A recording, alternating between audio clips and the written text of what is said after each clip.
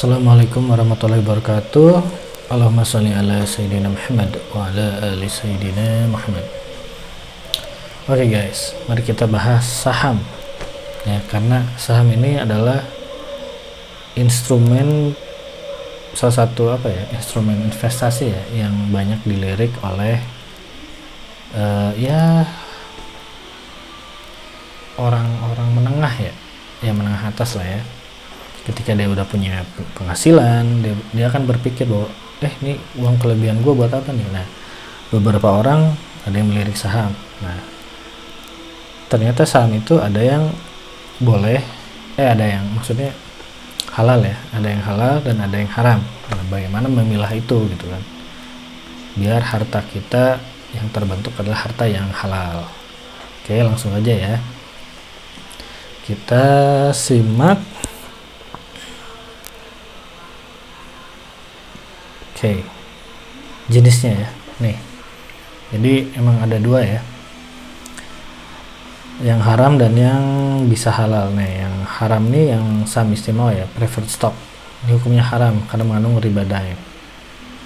Ini nanti kita bahas ya yang ini ya.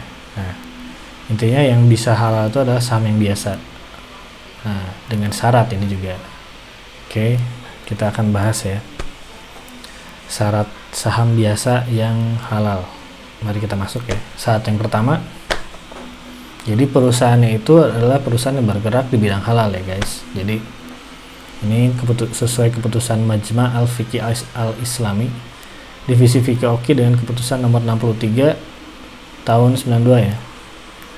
La khilafa fi hurmatil ismami fi syarikati gharduha asasiyyu muharramun katta'amuli birriba au intajil maharramati au matajarati biha. Ini artinya nih guys, tidak ada perbedaan pendapat akan keharaman hukum membeli saham perusahaan tujuan pendiriannya bergerak di bidang haram, seperti perusahaan ribawi, perusahaan yang memproduksi barang haram, atau perusahaan yang memperdagangkan barang haram. Jadi haram membeli saham yang bergerak di bidang yang haram, entah itu perusahaan yang bergerak di bidang riba, maksudnya bank konvensional dan semacamnya, atau juga produksi barang haram atau memperdagangkan barang haram. Pokoknya perusahaan yang bergerak di bidang haram maka sahamnya itu haram. Oke, ini yang pertama ya. Oke, lalu adakah fatwa DSN mengenai hal itu? Ada juga guys. Mari kita simak ya fatwa DSN-nya.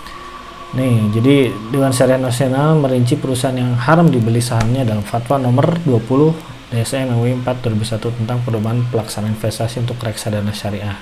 Bab 4 pasal 8. Bunyinya, nih, jenis kegiatan usaha yang bertentangan dengan syariat Islam, antara lain perjudian atau perdagangan yang dilarang, lembaga keuangan konvensional, maksudnya kayak bank konvensional ya, asuransi konvensional juga masuk, terus memproduksi, mendistribusi, serta memperdagangkan makanan dan minuman yang haram.